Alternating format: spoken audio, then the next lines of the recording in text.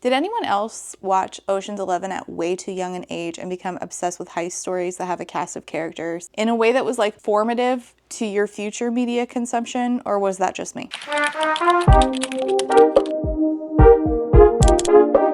Hi, my name's Rachel. Today we're talking about A Tempest of Tea by Hafsa Faizal. This was requested by my patron, Lily B. This is a young adult fantasy story with vampires, a tea room. It gets compared to Peaky Blinders a little bit, but reviews are mostly comparing this book to Six of Crows. We are going to talk about that today. Today's theme of the day is heist stories. Funny story, my son found this book at the library and checked it out for me. Isn't that so cute? So I got to tell him, hey, I have actually read this author's other series, her duology, and I quite liked it. And I told him I'm so excited about this book, and his face just lit up. I do not have the heart to tell him that I didn't like it as much as I hoped. Now, I liked it. I gave it a 3.5. But as a lover of heist stories and a lover of watching books or movies where a team is built by a leader and then they meticulously plan and execute said plan to steal something, I was disappointed in this book's execution of those ideas. This heist was not meticulously put together and executed, but you know what is my website, which was made with the help of Squarespace, who kindly sponsored today's video. Squarespace is an all-in-one website building platform that makes it incredibly easy to have a well put together, professional looking and visually beautiful website of your own for you to engage with your audience and sell whatever it is that you sell, whether that be your products or content you create or even your time. I had been wanting to build a website for myself for a while, and Squarespace made it so easy for me. This is mine, readswithrachel.com. I have general info, links to my recent videos, and answers to frequently asked questions, and a contact form. It's so easy to put this together, and it's very cute. If you don't know where to start, neither did I, and that's fine, because Squarespace offers templates that you just simply customize. If you're a reviewer and you want to have a place for your reviews, or if you're an author and hoping to help people find out more about your books, and even if you want to sell those books, whether that be physical copy or ebooks, from your website, you can easily do that with Squarespace's e-commerce tools. They even have a custom merch service that you can utilize without having to worry about production, inventory, and shipping. Whatever your online presence is or your online business, you can use Squarespace to help you organize it and market it with a beautiful website. For a free trial, go to squarespace.com, and when you're ready to launch your website, you can use the QR code, or you can go to squarespace.com/readswithrachel for 10% off of your first purchase of a website or domain. Get started today building your website, and thank you so much to Squarespace for sponsoring today's video. Tempest of Tea had really cool elements. The heist part just was not one of them. We have a tea room that moonlights as a blood room for vampires. We have an Arthurian twist with a gun instead of a sword, a side character with mommy issues, and discussion on imperialism. But the not good heist really overshadows the other stuff that I liked, because the heist was supposed to be the big deal. This was sold as a heist story. This was marketed as a heist story. Let me give you the actual synopsis of the book before we jump in. On the streets of White Roaring, Arthie Casimir is a criminal mastermind and collector of secrets. Her prestigious tea room transforms into an illegal bloodhouse by dark, catering to the vampires feared by society. But when her establishment is threatened, Arthie is forced to strike an unlikely deal with an alluring adversary to save it, and she can't do the job alone. Calling on some of the city's most skilled outcasts, Arthie hatches a plan to infiltrate the sinister, glittering vampire society known as the Ethereum. But not everyone in her ragtag crew is on her side, and as the truth behind the heist unfolds, Arthie finds herself in the midst of a conspiracy that will threaten the world as she knows it. If you look at the reviews of this, you will see a lot of people saying that this is an awful lot like Six of Crows. One person's review I saw said, "The book tried way too hard to be Six of Crows, and it came nowhere close in my opinion. All this planning and talking, like, can you pull off the heist already?" Now, I disagree that the planning and talking was the problem. The build up to the heist is a really important part of heist stories, but I do agree that the heist itself has to be a really big impact, because you do have that lead up is really important, where you're being introduced to all of the movers and shakers in this heist. Like, it needs all of these different people, all these different components in order to make it happen at all. And ideally, you cannot have even one person missing from the crew in order to have this heist go off without a hitch. Now, I will say that is not true for this book. I do feel like you could have taken out, there are 5 people in this heist, and you could have taken out 2 of them who do not have POVs and most of it still probably would have happened. The planning and the talking has to be really good, but the heist itself has to be even better. But the planning and talking still has to be there. Are there striking similarities to Six of Crows? Yes. However, this is not the first time a book has had this specific criticism, particularly YA fantasy or historical fantasy with a cast of crew doing a heist. They often get compared to Six of Crows. Another book that we saw happen, this had happened to previously, was years ago, The Gilded Wolves by Roshni Chokshi. One review says, "I still love them despite being Six of Crows doppelgangers." I've had a similar thing about another book, although to be fair, that book in particular was marketed as it was supposed to be like Six of Crows. I felt that this book, which is League of Liars by Astrid Schulte, I felt that it did not do itself any service by comparing itself to Six of Crows, because all that ended up happening was there were two characters in here who did feel like knockoffs of Six of Crows, particularly a Nina character and a Jesper character. If I remember correctly, they were dating. This is a prison break, sort of. It also was one of my most disappointing reads ever because it ended with no answers. It was all set up and then nothing happened. I'm serious. It just cuts off. I was so confused. I thought that my copy was incorrect, and then I went and looked at the reviews and people were like, why did the story just stop suddenly? And at that point, there was no word on whether or not it was going to have a sequel. It was a very confusing reading experience. All that to say, I did in my reviews say that that book was similar to Six of Crows, but only in that, sure, it's like, you know, a bunch of people pulling off a crime together, which is sort of a prison break, sort of. And there were two of them that did feel like knockoffs of Six of Crows. So all that to say, this is an ongoing thing, is whenever there is a heist story with a cast of characters, it ends up getting compared to Six of Crows.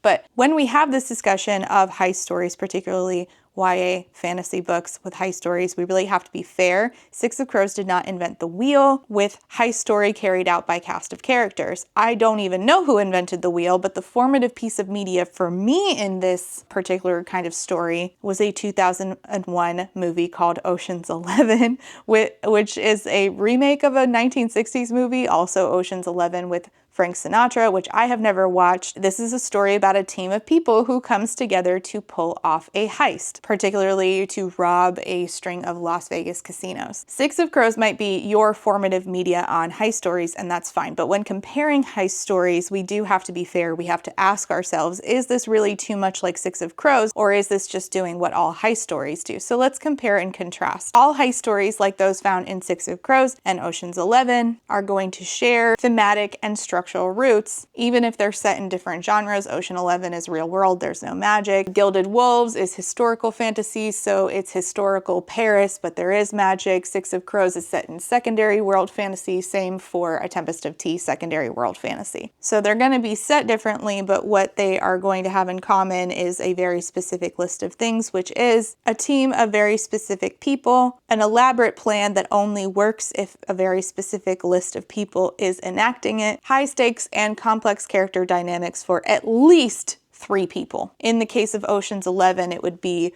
Rusty is annoyed that Danny Ocean is carrying out this heist because he thinks he's doing it surrounding just, for reasons surrounding just his ex-wife Tess, who left him and is now with this guy who owns these casinos that now Danny and Rusty and crew are going to rob. Fantastic. The heist is impossible. Casino security cannot be beaten. You're out of your minds. You're pulling a job, aren't you? You're a thief and a liar. I only lied about being a thief. You're gonna need a crew as nuts as you are. Who do you got in mind? Smash and grab job, huh? Slightly more complicated than that. I watched this movie at 9 years old. I became obsessed. I think that might have been too young. I have an 8-year-old and I don't know that I would let him watch Ocean's 11. So again, the first thing, I'm starting to get doing that thing where I'm losing my train of thought. So the first thing that you're going to know about that, like the first thing that's really delivered to you, I think if you were to go back and like watch the Ocean's 11 trailer, which I never have, it probably like shows them back to back to back. Like here's the demolition guy and here's the mechanics guy and here's the pickpocket. So it's showing showing you that you have an ensemble cast, which is very key to heist stories. There's even a TV show that did this where it's an ensemble cast as well, and each of them has a specific skill, and there's the one guy running it. I can't remember the name of this show. And I'm sure if you were to go back and look at the trailer of the show, it would do the same thing, where it's like, here's the guy running things, and here's the spy, and here's the logistics person, here's the person who's good with guns. Grifter, I read people for a living. That's my thing. the thief, the hacker, the hitter, the mastermind. Sometimes bad guys make the best good guys. So each person is a specialist with a different skill set, each contributing uniquely to the heist, this very methodical plan. They are unique parts of a whole. The heist operates like a car, where you can't not have the steering wheel, you can't be missing one of your pistons, because then you're not going to go anywhere and the heist cannot be executed. So in Ocean's 11, Danny Ocean, George Clooney, assembles a team with specific talents in order to rob these casinos. So we have an explosives guy, the pickpocket played by Matt Damon. We have the con artist, his best friend Rusty. We have an acrobat. We have disguise experts. We have munitions experts. All are bringing in a different skill that makes this heist possible. It cannot happen without each and every one of them. My love of this movie, I'm going to get off topic just for a second here. My love of this movie and the ensemble thing led to my enjoyment of another movie franchise that has a similar setup now. It wasn't originally like this, but it is now, which is Fast and Furious. Are they all drivers? Did it start as heist stories? Some of them are like tech experts and some of them are good at computers, etc. Everybody gets a particular skill. Similarly, Six of Crows features an ensemble cast of criminals. So each has their own ability. Kaz Brecker is the mastermind, Inej is the spy, Jesper Fahey is the sharpshooter, Wylan is our demolitions guy with daddy issues. That's going to be important for me to bring up later. Matthias is the soldier, the muscle, and Nina has heartrending powers. So she's good at spying in her own way, but not in the way that Inej is, where she can just people don't even know that she's there. Nina's really good at picking up on information that's a little more face-to-face, like interacting with other people, and she is able to sense heartbeats. So these individuals all come from different backgrounds, and they're forced to work together to pull off what feels like this impossible job of breaking into this heavily guarded prison called the Ice Court to steal something. I feel like everybody at this point has read Six of Crows. In the Gilded Wolves, the ensemble cast is trying to hunt down an ancient artifact, also sought by this society called the Order. And Severin, who is our mastermind, there's always a mastermind, Severin, who's our mastermind in the Gilded Wolves, it says in the synopsis that he calls upon a band of unlikely experts, an engineer with a debt to pay, which is Zofia, who is their technical expert. She makes things including bombs. A historian banished from his home, a dancer with a sinister past, that's Layla, and she is able to draw out the history of objects through touch, and a brother in arms, if not blood, which is Tristan, whose existence kind of ruined the book for me, to be honest. And the Gilded Wolves and A Tempest of Tea have something very specific in common that made the book less potent for me. We'll talk about it later. In Tempest of Tea, we have an ensemble cast as well. Arthi Casimir is the criminal mastermind, and she runs a tea house / blood room where she collects secrets and then uses them as ammunition. Her adopted brother Jin is the muscle, who also uses an umbrella to kick ass. Flick is the forgery expert, and those are our 3 POVs. The other 2 in the heist do not have POVs. Now, similarly, in the Gilded Wolves, Tristan does not get a POV, and that super weakened the book because it gave away very obvious things that were going to happen because we left Tristan out of the narrative. The other 2 guys in A Tempest of Tea, one is a vampire and one is a guy from Arawia. Arawia is the country where Hafsa Faisal's other books are set. And Arawia, up to the end of that duology, had been cut off from the rest of the world, and now they're able to move off. But that I feel like that opened itself up to questions that if you think too hard about it, a lot of that's not going to make sense. So I tried not to think too hard about it because I do like that series. Anyways, these stories do hinge on the distinct personalities and specialties of the characters.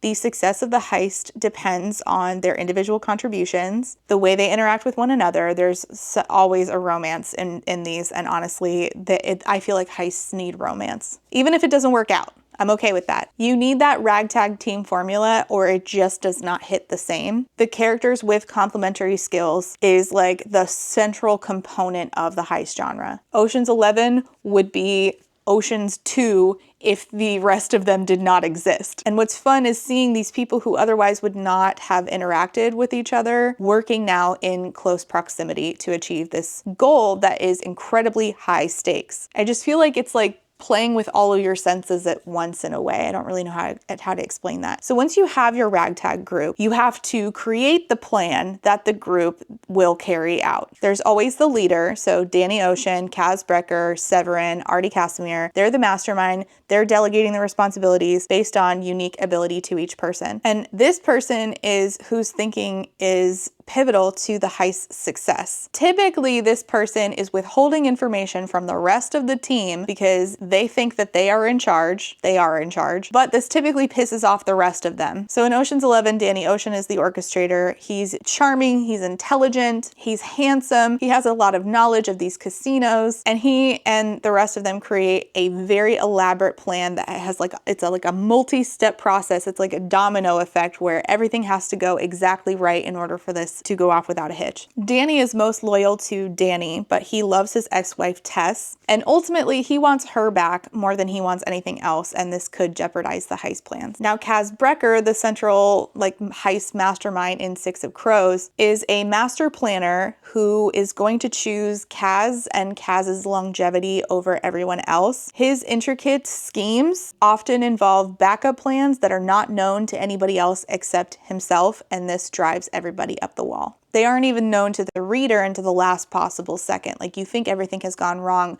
but Kaz typically has one last card to play until he doesn't and Nina has to save him. I'm just saying. Kaz has this ability to think like several steps ahead of everybody else, both the people who are his enemies, but also his own team who may or may not trust him. And then there's Severin from the Gilded Wolves, who is the planner of the heist and, you know, the guy in charge of everything. He was raised in multiple foster homes. He really wants to get his place back in the order, and he will lie, steal, and cheat and coordinate a ragtag team to steal objects to gain power back from the order, who is this antagonistic group, but he still has stake in because he is supposed to be one of these families in the order. He is now, since his father died, he is supposed to be the patriarch of that family, but that was taken from him. Artie Casimir is the central figure in Tempest of Tea. She is quite like Kaz in that she always is 2 steps ahead. She hoards information, waits until just the right time to utilize this information to her advantage, and she gets this information by running a tea room, similarly to how Kaz is running a gambling den. Unlike Kaz, she is deeply loyal to her brother Jin, so you know that she can always be relied upon to at least save Jin's skin, and not just her own. The book's suspense lies in learning more about what Arthi is hiding and not so much what she knows other people are hiding. Now, this affects her present day. In Kaz's case, what Kaz is hiding that you learn throughout the course of the novel is what happened to Kaz's brother and why Kaz Brecker hates Pekka Rollins. So these characters' primary strength is not physical action. It's not, you know, they're the bomb guy. They are the ones that have the ability to strategize, manipulate situations. These people are cool-headed planners. They use foresight. They use careful preparation. And it's really interesting when you put them in this group with somebody who's a little more volatile and hot-headed to see like the way that they do things entirely differently from each other. Now, something that is not in Ocean's 11, but is in Six of Crows, The Gilded Wolves, and A Tempest of Tea, I just mentioned it a second ago, it's that the central figure runs and owns an establishment. In Kaz's case, he runs the Crow Club, which is a gambling den operated by the gang that he is a leading part of. The leader is Per Haskell. In Severin's case, he runs a hotel called Le Eden, which is frequented by rich people, but also serves as operating headquarters for the heist crew. In Artie's case, she runs the Bloodhouse / tea room. The stakes in these stories are always extraordinarily high, usually life or death situations, usually involving a ton of money. Morality is pretty gray, so it's not usually like moral motivations, but it is always personal motivations as well as money. So in Ocean's 11, Danny Ocean is motivated by wanting to rob the casinos, but owned by the guy who is now dating his ex-wife. So this incredibly elaborate heist is in large part, much to Rusty's chagrin, about a personal vendetta about Tess Ocean. So the high stakes are not just financial. Similarly, in Six of Crows, Kaz's motivations are personal. The heist at the ice court is not just about the obscene amount of money. It's also about revenge and redemption. All of them, though, have different motivations for why they are involved in this, the different six. So Kaz, his backstory, tragically grew up an orphan alongside his brother until his brother also tragically died, and he feels that a certain someone is particularly to blame. So Kaz's involvement in this heist is actually part of his long-term plan to exact revenge. Kaz is the ultimate I'm playing the long game character.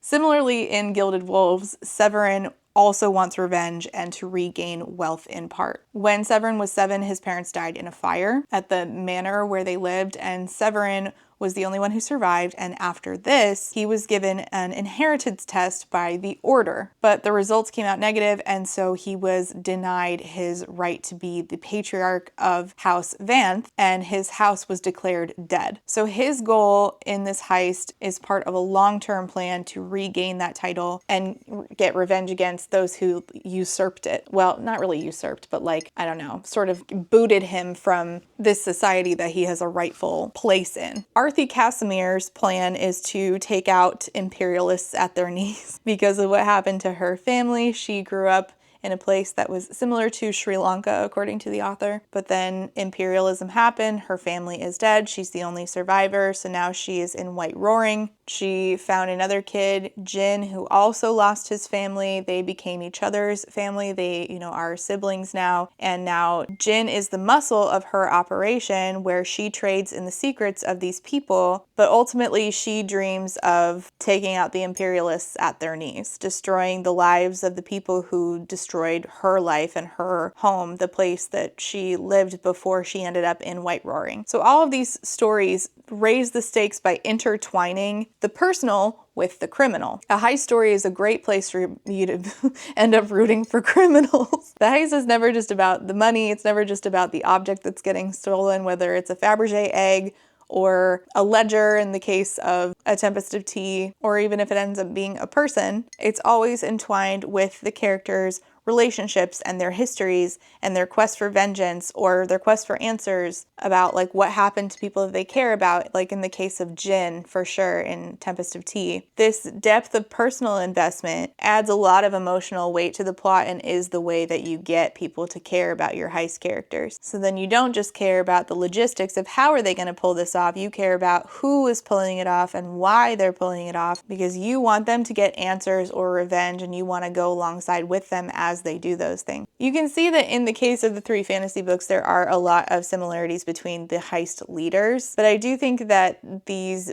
books all do this in a way that is unique enough on its own. I will say though that the character similarities, when it comes to like, yes, sometimes Severin and Layla feel similar to Kaz and Inej, but I think that they are different enough on their own, and you kind of have to interrogate, okay, well, is this just how these stories are, that these do have like very specific roles that end up getting filled, because that's what this kind of story calls for. But I don't think that there's a similar thing in Tempest of Tea, although it does feel like Kaz Brecker and Arthie are very similar. I wouldn't say that there is any Inej character to Arthie's story. And again, because we are adding in things that Six of Crows simply does not have, like the Arthurian piece where there is like a Excalibur, except it's Calibor, the gun that Arthie has, which is really cool. And we also have, vampires, which Six of Crows definitely does not have. Now, I think that the vampire stuff is really cool. The Arthurian stuff I think is not going to work for everybody because it's pretty underdone in this book. I don't even think I could tell you what the point of it was, other than, and I'd have to tell you in spoilers later, what we do towards the end of it seems like we're leading towards something else, but we didn't do anything with that really here. It ended up just sort of being a convenient thing that showed up during the heist that I had honestly forgotten about. So I think that when we compare these things, we're mostly not comparing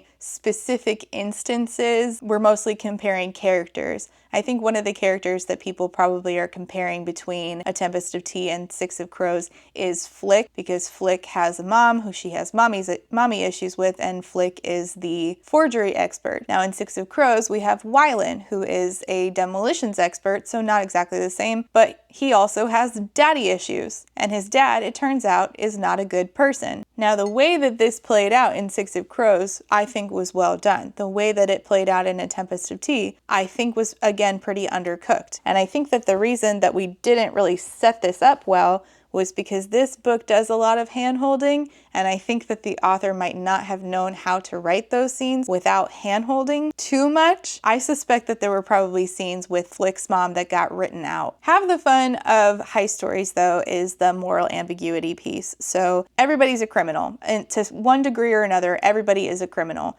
In A Tempest of Tea, you have a literal vampire, you have a person running a blood house and doing a lot of bribery, you have a person like Flick who was already arrested for forgery. And then it all gets very complicated in every heist story because each person has their own unique motivations, and everything gets very complicated with their backstories, because a good heist story is going to make you see that, you know, this person doing this is like uniquely tied to where they came from. A good heist story is super multi-dimensional. Now, if I could critique Ocean's 11, which Ocean's 11 as a book would have delved more into the backstories, I assume, but obviously we only have, 2 hours to do a movie, so we don't do this for every character in Ocean's 11, delve into backstory, get really heavy into that moral ambiguity. Why are they the way they are? What does this have to do with the heist that they're in? And this is all done in an effort to make you care about and a little bit root for criminals. And you do this by watching them be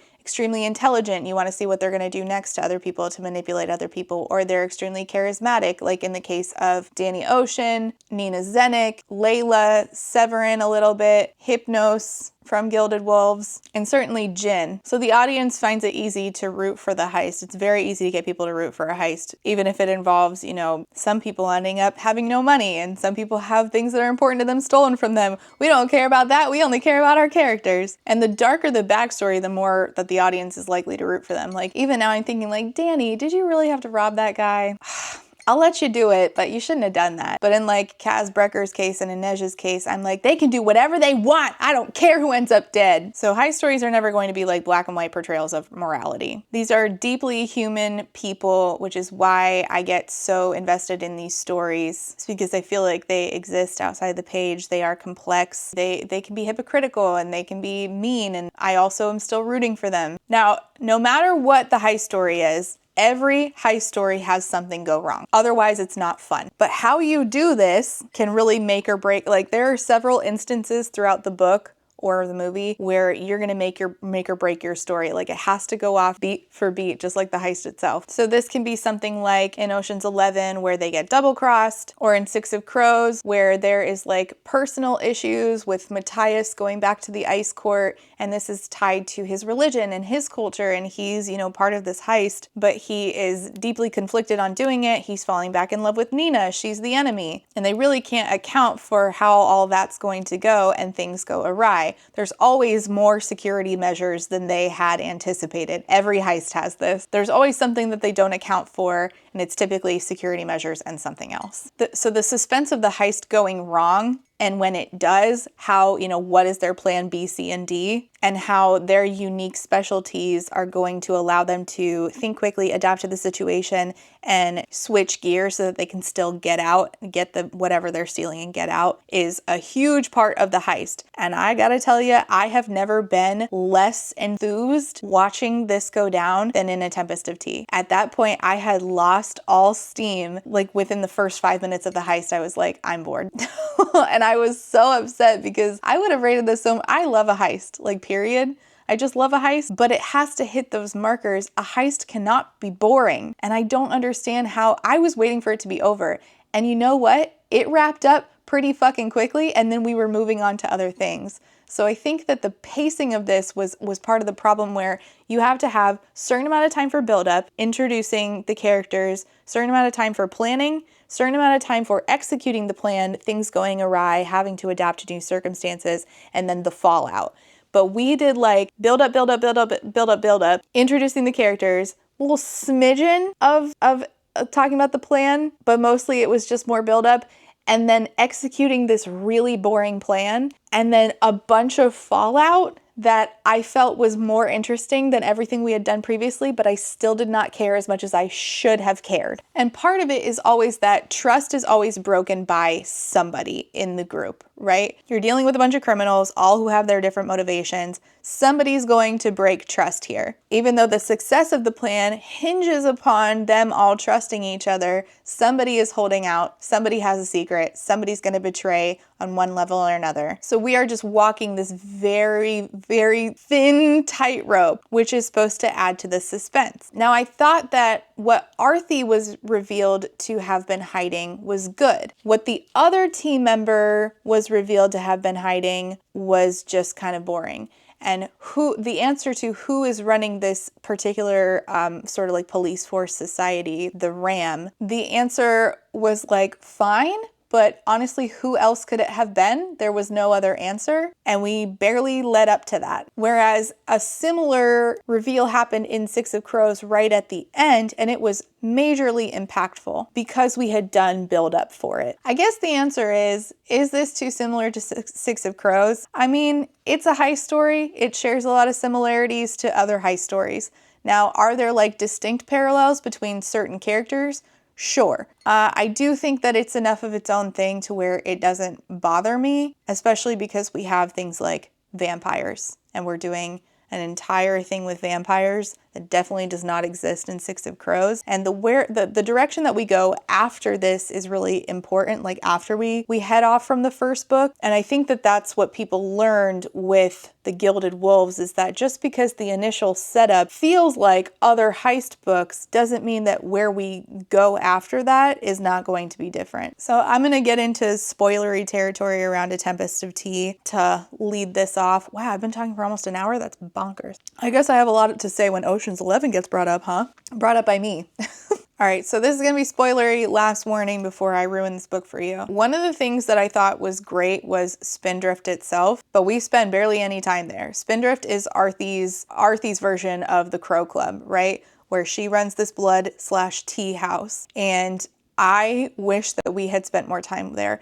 In general, I think that this book just needed to shift around how much time we spent on what, but overall, period needs to be longer. This is one of those books that you just have to have it long. It's a heist story. You have multiple POVs. You're missing 2 of your POVs. This was an issue I took with the Gilded Wolves, was leaving out Tristan's POV did such a disservice to the story because you knew exactly what was going to happen to Tristan.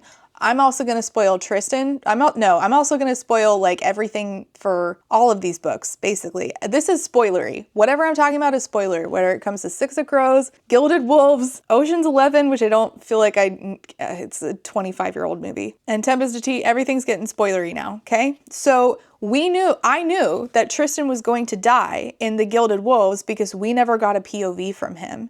And so like these twists that Tristan wasn't really who we thought he was. Look at these these birds that he's been torturing. I'm like, am I supposed to give a shit about Tristan, who I never got a POV from? You cannot tell me to care about a character because another character cares about them. If we have all of these POVs and you leave Tristan out, I know he's going to be dead. And I know that apparently he's too bad for me to even care about. And I know you probably can't write about like a dude dissecting birds in his POV, and also like how do you do that twist where it's like Severin never like knew all these pieces of him. Sorry, I'm getting off topic. I never talked about the Gilded Wolves because I was so annoyed by it. I gave that a 2.5 when I read it. Also, there was math in it. Math at my big age, please. I failed algebra like 3 times. It's a good story. It just needed like to do things just a little bit differently for me to love it, and I was supposed to love it. I was really disappointed, and I felt like Tristan was just there to get in the way of Severin and Layla being together. And Severin and Layla get compared to Kaz and Inej. The thing keeping Kaz and Inej away from each other isn't another person, it's their own holdups,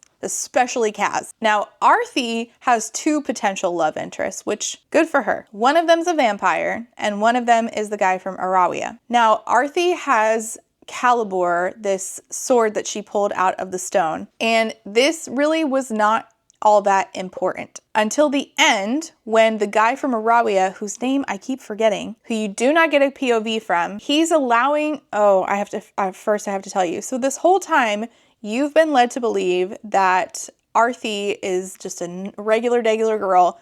Turns out she's a vampire. Oh man, I have so much to tell you actually. She was turned into a vampire to save herself. Now this is sort of similar to what happened to Layla, kind of, from the Gilded Wolves, kind of, where she came from a different place and her parents sort of had her, like, I don't know what to call this, like remade in order to make sure she didn't die. And now she has this ability to touch objects and, like, see their history or feel their history, channel their history. Now, Arthi is a vampire, but she has been sustaining herself, I shit you not, on coconuts, which I thought was a fine idea. Now, I saw someone else review this and they hated that idea. I was fine with it. I have other qualms with this book outside of the coconuts. But what's interesting, and truly this is interesting, is that Jin's parents, Jin, her adopted brother, Jin lost his parents. His house was destroyed. He's trying to figure out who did this to him.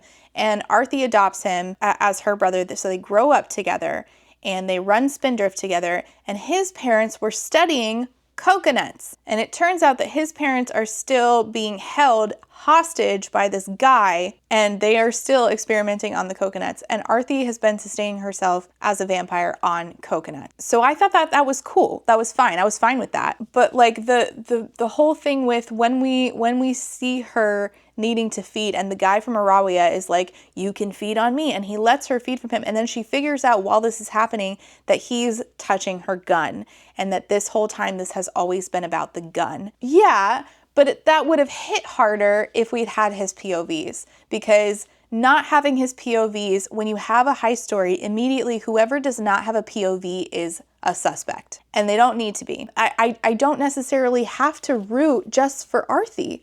Like, you can make me see his POV, but if that's going to be the big reveal, well, you've already told me there's a big reveal coming just by nature of him not having a POV. And it's the same with Tristan. Like, I knew Tristan was going to die.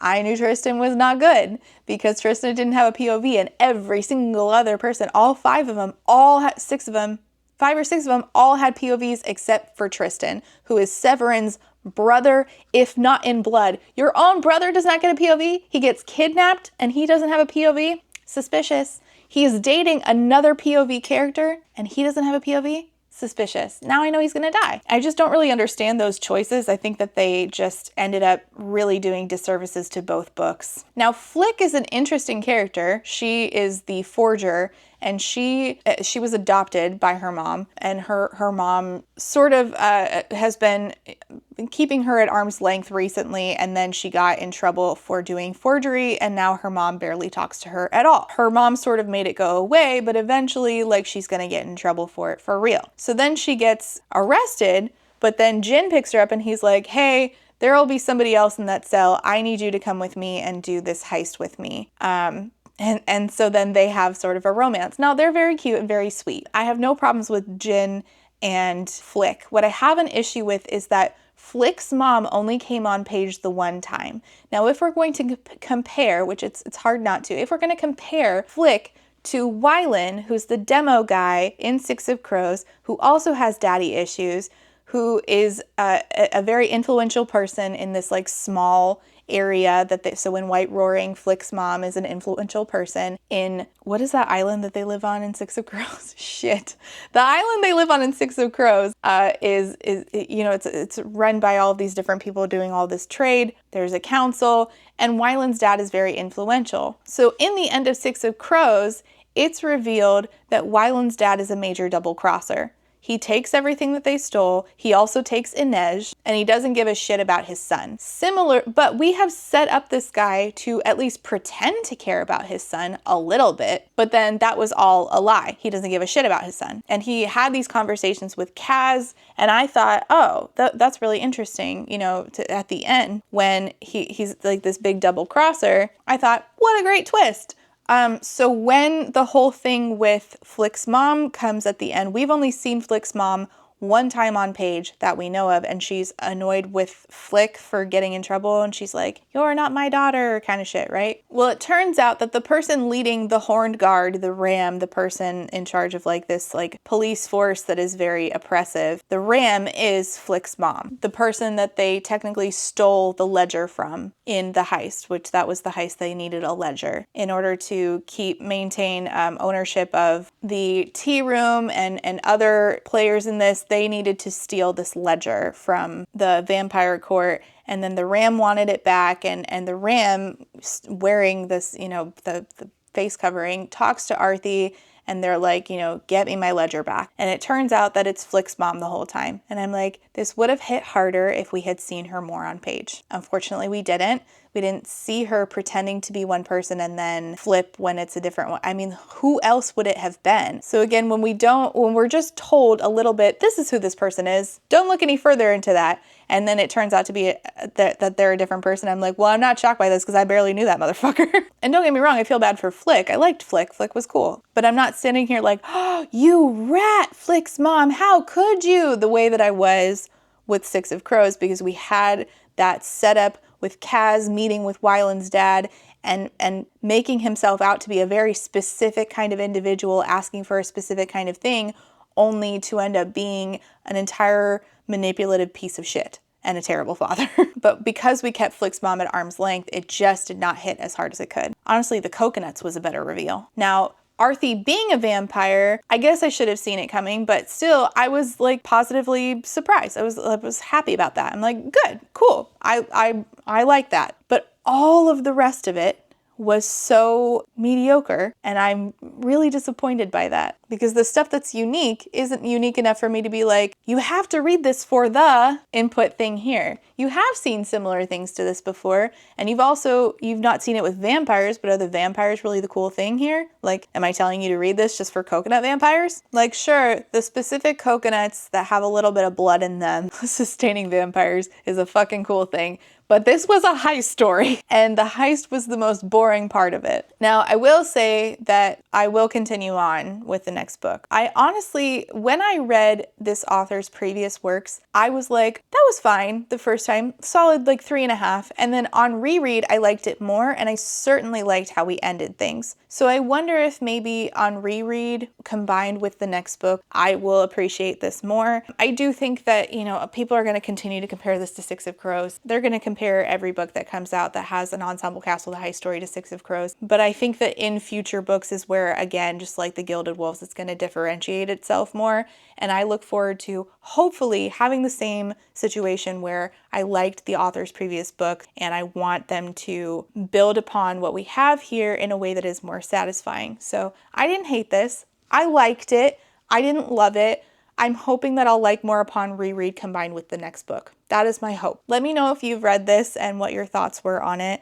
Let me know your favorite heist story. And if you made it this far, you can leave is there a coconut emoji? If there's a coconut emoji, leave it down below. If not, leave your favorite fruit. Okay, thanks for watching. See you next time. Bye. And before I go, I have to say thank you for being a friend to my Therapy Bills patrons are Alexander, Andy, Ashley H, Astra, Brittany Bobitney, Call Me Kodiak, Cami, Chocos, Homesick for Taiwan, DJ Rocktopus, Ellie, Emerald Dodge, Eric D, Jess, Joel White, John E, K, Kaleno K, Casey McKenzie, Katie M, Quinn, Lady Kitty Bug, Lady Chips, Lemon Jelly, Lex, Another Lex, Lily, Mataraptor, Max B, Megwin Rose, Melissa, Minby, Mixer Boneless, Alice, Peggy Lou, Rain, Reese, SJ, Samar, Scarlett, Spoopy, Steph Bowen, 3 Raccoons in a Trench Coat, I love that name, Tori, Urchin Audrey, White Raven 13, and Zorvictia. Thank you all so much for being here and for being a friend.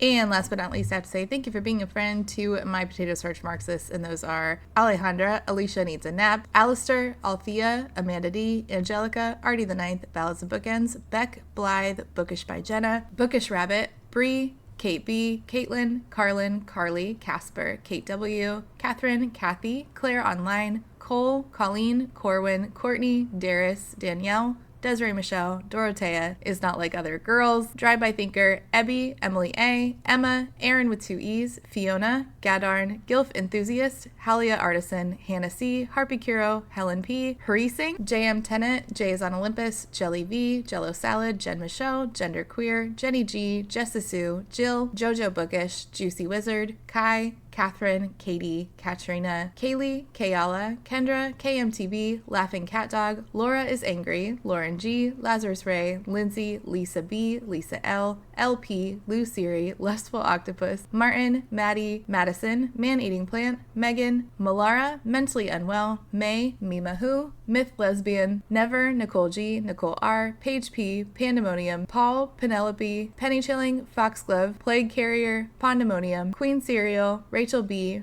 Reba, Rebecca, Rebecca R, Rhea, Ronnie, Rosie Thorns, Rowan, Sakoria, Sadie, Saintbringer, Sakyalume, Sarah H, Sarah the Bear, Shamed, Shannon, Sheen Onion, Sean, Sophie L, Stardust, T Delegati, Talia, That Nerdy Mystic, This Is Not a Trap, Tiana, Too Thick to Work Today, Trash Can Teddy, Triple M, Taito Phoenix, Unicorn Jenny, Wobbs, and Writer A. Thank you all so much for being here and for being a friend.